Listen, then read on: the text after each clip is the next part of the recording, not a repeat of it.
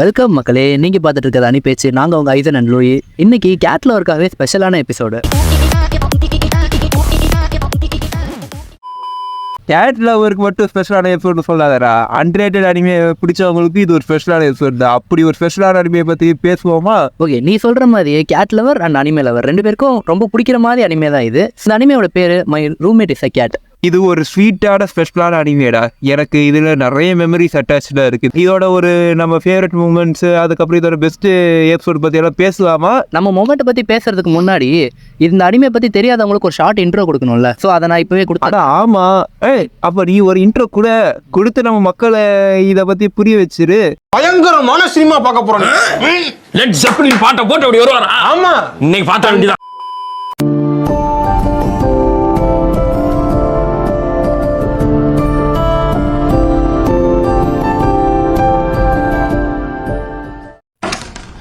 கதை கேட்க ரெடியாடா புண்ட. இந்த அனிமையோட கான்செப்ட் வந்து ரொம்ப காம்ப்ளெக்ஸாலாம் இருக்காது. நம்ம எம்சி சுபாருங்கிறவன் ஒரு 23 year old பாய். அவனுக்கு வந்து மிஸ்ட்ரி நாவல் தான் அவன் எப்போவுமே எழுதுவான். அவனுக்கு ஒரு எடிட்டரும் இருப்பான். அவன் மட்டும்தான் இவனுக்கு வந்து கொஞ்சம் இன்ட்ராக்ஷனாகவே இருப்பான். ஏன்னா மற்றபடி இவனுக்கு ஹியூமன் வேர்ல்டுக்கும் இவனுக்கும் ஒரு கனெக்ஷனே இல்லாத மாதிரி தான் வாழ்ந்துட்டு இருப்பான். பிரேக்கப், மிஸ் அண்டர்ஸ்டாண்டிங் இல்லைன்னா டெத். அப்போ முடிவு பண்ண இதுக்கப்புறம் யாரு கூடயும் பிரிவை தாங்க முடியாத அளவுக்கு நெருக்கமாக கூடாதுன்னு இருந்துச்சுன்னு சொல்றா. ஏன்னா இனிமே தான் இவன் லைஃப்ல ஹாருன்ற ஒரு பூனை வந்து இவனோட இன்ட்ரோவர்ட்டு தனோ எல்லாத்தையும் மாத்துற மாதிரி வந்து இவன் லைஃபே எப்படி மாறுது, இவன் லைஃபோட கண்ணோட்டம் என்ன, இவனுக்கு ஒரு சப்போர்ட் மாதிரி இருந்து அது பண்ற சேட்டைகள் இதெல்லாம் பார்க்கவே ரொம்ப நல்லா இருக்கும்டா. இதுதானே இந்த சீரீஸே ஒரு யூனிக்குன்னு சொல்ற கூட ஒரு சிம்பிள் பிளாட் வச்சு பயங்கரமா பண்ணியிருக்காங்கல்ல. இதை நான் சொல்லணும்னு நினைச்சேன், நீயே சொல்லிட்ட. ஸோ இது அவுட்லைன் இதோட முடிஞ்சு. நம்மளோட பெஸ்ட் மூமெண்ட்ஸை பற்றி பேசிடுவோமா? சிறப்பான தரமான சம்பவங்களை இனிமேதான் பார்க்க போறேன்.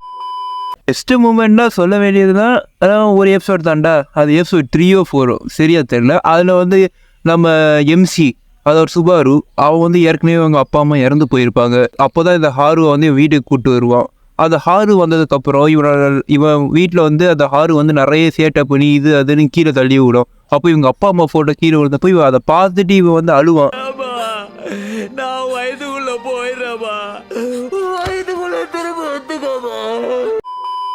அப்போதான் ஹாரு வந்து அவனுக்கு ஆறுதல் சொல்ற மாதிரி ஒரு மூமெண்ட் இருக்கும். அது எனக்கு ரொம்ப பிடிக்கும். அப்போ வந்து எங்கள் அப்பா அம்மாவோட கோஸ்ட் வந்து ஒரு மாதிரி ஹாரு இவரையும் சிரிச்சுட்டு போகும் பாரு. அதுதானே எனக்கு இந்த ஷோலேயே ஒரு பெஸ்டான மூமெண்ட்டு. ஆமாண்டா. ஏன்னா அது ஃபஸ்ட்டு இந்த பூனை சேட்டை பண்ணது எல்லாமே அவங்க அப்பா அம்மாவோட கோஸ்ட்டை பார்த்து ஒரு ஈவல் அப்படின்னு நினச்சி தான் வந்து இது எல்லா சேட்டையும் பண்ணியிருக்கோம். ஆனால் கடைசியாக அவங்க அப்பா அம்மாவோட ஆவி வந்து இவனுக்கு ஒரு நல்ல பார்ட்னர் கிடச்சிருச்சு அப்படின்னு சொல்லி அவங்க ஒரு ஸ்மைலோட போகிற சீன் பார்க்கும்போது ஒரு மாதிரி கண்ணெல்லாம் கலங்கும். அந்த அளவுக்கு ஒரு சூப்பரான எபிசோடு அந்த 2 எபிசோட், 3rd and 4th எபிசோட்னு நினைக்கிறேன். நல்ல எபிசோடு அது ரெண்டுமே.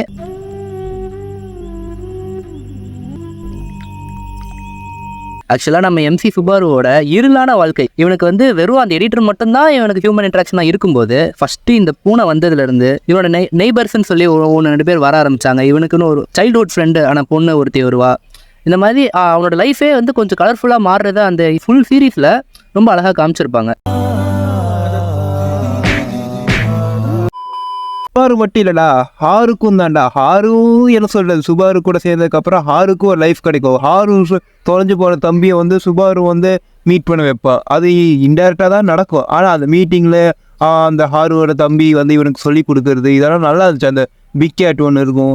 ஸோ இந்த சீரீஸே ஓவராலாக சொன்னால் நிறைய பெஸ்ட் மூமெண்ட்ஸ் இருக்குடா. கடைசி எபிசோட்ல வந்து ஹாரு தேடி இவன் போகிறது எல்லாமே சூப்பராக இருக்கும். அதுதான் இவங்க ஒரு ஃப்ரெண்ட்ஷிப்பை காட்டுதில்ல. உண்மைதான். ஆக்சுவலாக இந்த சீரீஸ் ஃபுல்லாகவே ஒரு டே அண்ட் நைட் மாதிரி தான் நமக்கு காமிச்சிருப்பாங்க. கொஞ்சம் கூட பிசறக்கூடாது. முடியாதா? ஃபஸ்ட்டு வந்து நம்ம எம்சியோட பெர்ஸ்பெக்டிவ்ல இந்த பூனை வந்து ஒரு சேட்டை பண்ணிட்டு இருக்கு, அப்படி சுற்றுது இப்படி சுற்றுதுன்ற மாதிரி காட்டுவாங்க. பட் அந்த செகண்ட் பெர்ஸ்பெக்டிவ்ல பார்க்கும்போது நம்ம ஹரு அந்த பூனையோட பெர்ஸ்பெக்டிவ்ல வந்து காட்டுவாங்க. பார்த்தியா, அந்த சீனே ரொம்ப நல்லாயிருக்கும். ஏன்னா ஆக்சுவலாக ஹரு வந்து அதோட பெர்ஸ்பெக்டிவ்ல அதோட வேர்ல்டு அண்டர்ஸ்டாண்டிங்கை வச்சு அது நடந்துக்கிற விஷயங்கள்லாம் நமக்கு வந்து பார்க்க வந்து ஒரு நார்மலாக ஒரு பூனை சேட்டை பண்ணுற மாதிரி இருக்குது. பட் அது வந்து கொஞ்சம் கொஞ்சமாக தன்னோட லைஃப்பை வந்து கற்றுக்குது அப்படிங்கிறதையுமே அதில் ரொம்ப அழகாக எக்ஸ்பிளைன் பண்ணியிருந்தாங்க.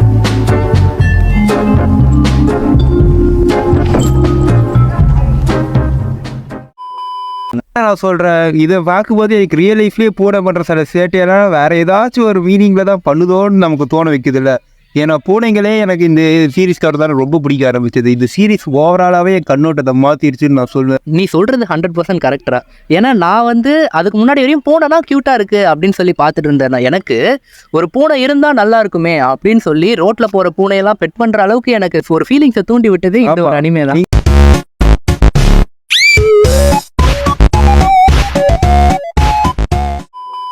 பணக்கார ஜமீன்தாராச்சே, பல பூனையை வளர்ப்பீங்க. பணக்கார ஜமீன்தார்லாம் இல்லைப்பா.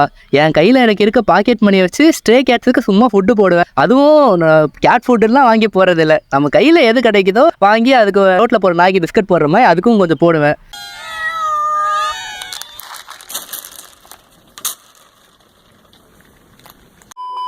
அத்தா செல்ஃப்லெஸ்ஸான அது யாரி. ஓகே, டாப்பிக்லேருந்து ரொம்ப டீவியேட் ஆகி போகுது. நம்ம திரும்ப அனிமே கான்செப்டுக்குள்ளேயே வந்துடுவோம். ரொம்ப நாளாக ஷோனனே பார்த்து அந்த ஆக்ஷன்லேயே வளர்ந்த எங்களுக்கு சடனாக ஒரு ஸ்லைஸ் ஆஃப் லைஃப் அனிமே பார்க்கும்போது அனிமேனா இந்த மாதிரி பல ஜானரும் பார்க்கணும் அப்படின்னு புரிய வச்சதும் இந்த அனிமே தான்.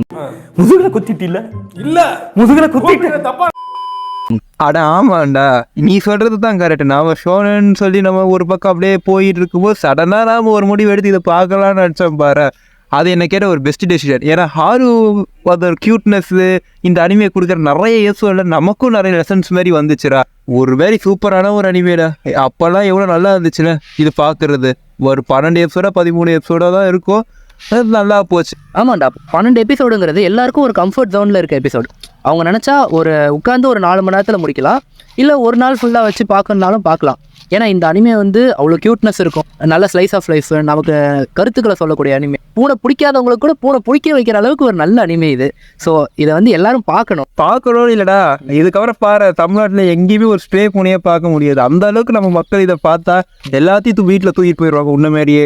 கண்டிப்பாக. அப்போனா அது கேட் டிஸ்ட்ரிபியூஷன் சிஸ்டம்க்கே அது ஒரு நல்ல இனிஷியேட்டிவாக இருக்கும். இன்னொன்று சொல்லிக்கணும், இந்த அனிமே வந்து நிறைய பேருக்கு சும்மா பிளெயினாக இருக்குது, கான்செப்டே பிளெயினாக இருக்குது. என்னடா இருக்கும், சில சமயம் பிளெயினாக இருக்கிற கான்செப்ட் தாங்க லைஃபே நமக்கு மாற்றும். எப்போவுமே காம்ப்ளெக்ஸாக இருக்கணும்னு தேவையில்லை. எப்போவுமே நம்ம சிம்பிளாக இருந்தாலே போதும். இது புரிஞ்சுக்கிட்டாலே போதும், லைஃபே நல்லா இருக்கும். உங்களை மாதிரி ஆளுங்க ஹைப் ஏற்றி தான்டா பல பேர் வாழ்க்கையை நாசப்படுத்தீங்க. ஹைப் கொடுக்காதீங்களா. இங்கே இருமாப்ல ஹைப் ஆக்காத தான்டா. ஏன்னா அன்ரேட்டட் அனிமே வந்து எல்லாரும் ஹெசிடேட் பண்ணுறாங்க. அன்ரேட்டடை வந்து அன்ரேட்டடாகவே இருக்க விடாமல் நீங்களும் கொஞ்சம் பார்த்து அதோட வளர்ச்சிக்கு நீங்கள் ஒரு பார்ட்டாக இருங்க. நம்ம தான் அதுக்கெல்லாம் என்கரேஜ் பண்ணணும், சப்போர்ட் பண்ணணும். யங் பூமரா நீ. இன்னைக்கு இதுதான் நாங்கள் உங்கள்கிட்ட சொல்ல நினச்ச கருத்து. இதோட இந்த அனிபேச்சு எபிசோட் முடியுது. அடுத்த ஒரு சூப்பரான எபிசோடில் உங்களை சந்திக்கிறோம். அது வரையும் ஐசன் அண்ட் லூயி சைனிங் ஆஃப்.